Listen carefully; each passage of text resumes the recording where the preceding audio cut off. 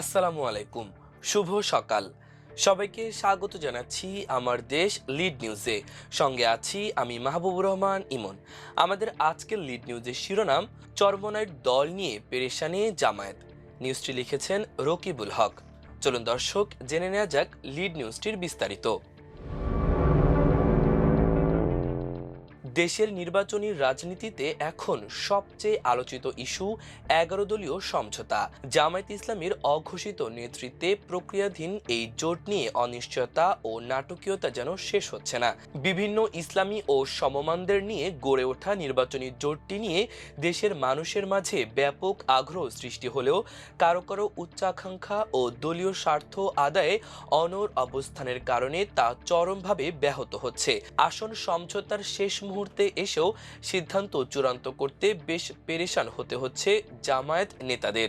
বিশেষ করে চরমোনাই পীরের নেতৃত্বাধীন দল ইসলামী আন্দোলনের চাহিদা পূরণ না হওয়ায় সম্ভাবনাময় এই সমঝোতা প্রক্রিয়া এরই মধ্যে ভাঙনের মুখোমুখি হয়।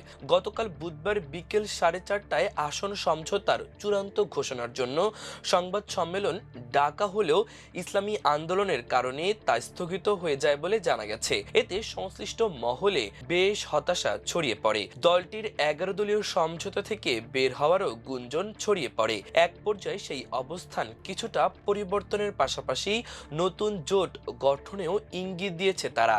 11 দলীয় জোটে নতুন করে যুক্ত হওয়া লিবারেল ডেমোক্রেটিক পার্টি এলডিপি, জাতীয় নাগরিক পার্টি এনসিপি এবং আমার বাংলাদেশ এবি পার্টির সঙ্গে স্বল্প সময়ের মধ্যে সমঝোতা চূড়ান্ত হলেও ইসলামী আন্দোলন নিয়ে সৃষ্ট জটিলতার অবসান অনেকটা অনিশ্চয়তায় পড়েছে। বাংলাদেশ খেলাফত মজলিস এবং খেলাফত মজলিস সহ অন্য দুটি ইসলামী দলের চাওয়া পাওয়া পুরোপুরি পূরণ না হলেও তারা জোট রক্ষার বিষয়ে আন্তরিক বলে জানা গেছে। তবে ইসলামী আন্দোলনের পিছুটানের কারণে এসব দল নিয়েও কিছুটা অনিশ্চয়তা রয়েছে। এসব দলের অবাস্তব চাহিদা পূরণ করতে হলে জামায়াতকে তাদের সম্ভাবনাময় ও শক্ত প্রার্থীর আসনও ছাড়তে হবে। সংশ্লিষ্টদের আবদার পূরণ করে সমঝোতা প্রক্রিয়া টিকিয়ে রাখলেও নির্বাচন পরবর্তী সময়ে জটিলতা বাড়ার শঙ্কা রয়েছে। কারণ এখনই সামাজিক মাধ্যমে জামায়াত ও ইসলামী আন্দোলন অনুসারীদের পাল্টাপাল্টি ব্যাপক সমালোচনা চলছে।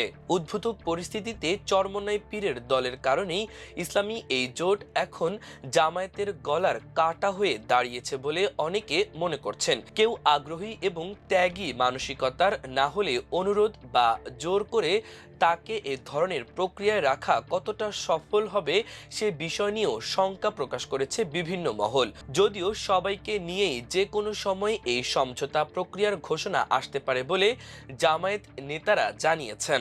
সূত্রমতে বিভিন্ন ইস্যুতে জামায়াত ইসলামী ও ইসলামী আন্দোলন সহ 8টি দলের যুগপৎ আন্দোলনের ধারাবাহিকতায় আসন সমঝোতার মাধ্যমে আগামী জাতীয় নির্বাচনে অংশগ্রহণের ঘোষণা দেওয়া হয়। সে অনুযায়ী গত বছরের 8 ডিসেম্বর থেকে একক প্রার্থী বাছাই প্রক্রিয়া শুরু করে সংশ্লিষ্ট লিয়াজো কমিটি। তবে সব দলেরই চাহিদা অনেক বেশি থাকায় তা সমাধানে জটিলতা দেখা দেয়। এক পর্যায়ে 8 দলের সঙ্গে এলডিপি, এনসিপি ও এবি পার্টি যুক্ত হয়ে 11 দলীয় সমঝোতায় রূপ নেয়। সমঝোতা প্রক্রিয়া শেষ না হওয়ায় সব দলই বাড়তি আসনে প্রার্থী দেয়। তবে শরিকদের সঙ্গে আলোচনার সিদ্ধান্ত অনুযায়ী 24টি আসনে জামায়াত প্রার্থীরা মনোনয়নপত্র জমা দেয়নি। কোনো কারণে সমঝোতা প্রক্রিয়া না হলে জামায়াতকে এজন্য চরম মূল্য দিতে হবে বলে রাজনীতি বিশ্লেষকরা মনে করছেন।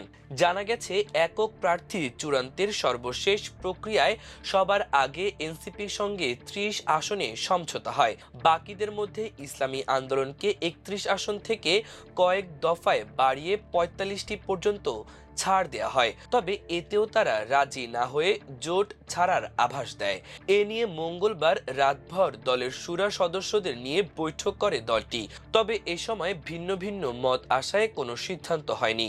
পরদিন বুধবার দুপুরে সেসব মতামত বিশ্লেষণ করতে ডাকা হয় মজলিসে আমেলার বৈঠক। সেখানেও জোট ছাড়ার চূড়ান্ত সিদ্ধান্ত না এলেও জামায়াতের কর্মকাণ্ড নিয়ে ব্যাপক সমালোচনা করা হয়। ওই বৈঠক শেষে প্রেস ব্রিফিংয়ে ইসলামী আন্দোলনের যুগ্ম মহাসচিব ও মুখপাত্র গাজী আতাউর রহমান বলেন, তাদের দল নির্বাচন কিভাবে করবে, ওয়ান বক্স নীতি কিভাবে বাস্তবায়ন করবে তা 2-1 দিনের মধ্যে জানানো হবে। তবে নতুন জোট গঠনের ইঙ্গিত দিয়ে তিনি বলেন, সবকিছু বুঝে শুনেই আমরা একটা পথে এগোবো। 20 জানুয়ারি পর্যন্ত প্রার্থিতা প্রত্যাহারের সুযোগ থাকলেও 12 ফেব্রুয়ারি নির্বাচনের আগ পর্যন্ত যে কোনো কিছু ঘটতে পারে বলেও তিনি উল্লেখ করেন। এ সময় তিনি সম্প্রতি তারেক রহমানের সঙ্গে সাক্ষাৎ করে জামায়াত আমির ডক্টর শফিকুর রহমান জাতীয় সরকার গঠন এবং খালেদা জিয়ার ঐক্যের পাটাতন প্রসঙ্গে যে বক্তব্য দিয়েছেন তার সমালোচনা করে বলেন, এতে সংশয় তৈরি হয়েছে। গাজী আতাউর রহমান আরো বলেন, আমরা স্বাধীনভাবে রাজনীতি করি, আমরা আমাদের সিদ্ধান্ত নেয়ার মতো সিদ্ধান্তে এখনো আছি।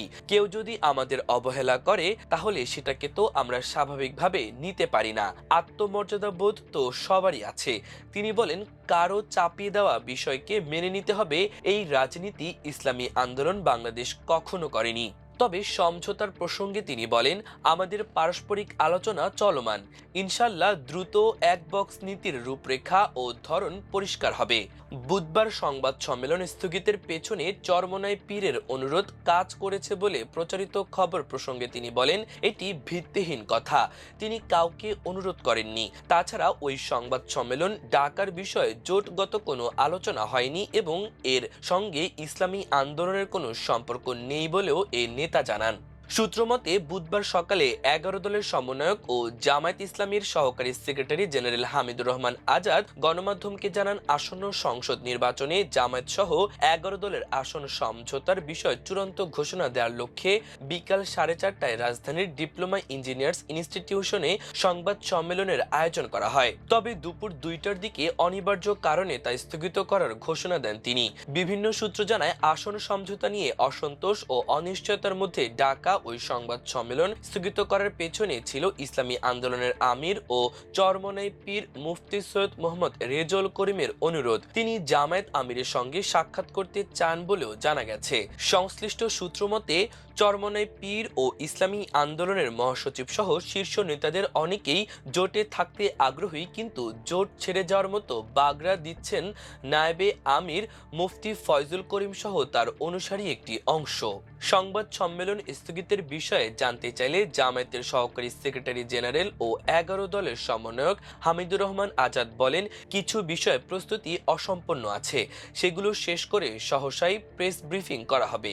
তিনি বলেন, আসন সমঝোতা নিয়ে আলোচনা প্রায় শেষ, টুকিটাকি যা বাকি আছে তা সমাধান করে সবাইকে নিয়েই সমঝোতার ঘোষণা হবে বলে আশাবাদী। কিছু আসনে জামায়াতের প্রার্থী না দেওয়া দলের দুর্বল কৌশল এবং তাতে ক্ষতি হবে কিনা এমন প্রশ্নের জবাবে তিনি বলেন, আমরা সংশ্লিষ্টদের সঙ্গে আলোচনার সিদ্ধান্ত এবং প্রতিশ্রুতি অনুযায়ী প্রার্থী দেইনি, এতে ক্ষতি হবে কিনা তা পরের বিষয়।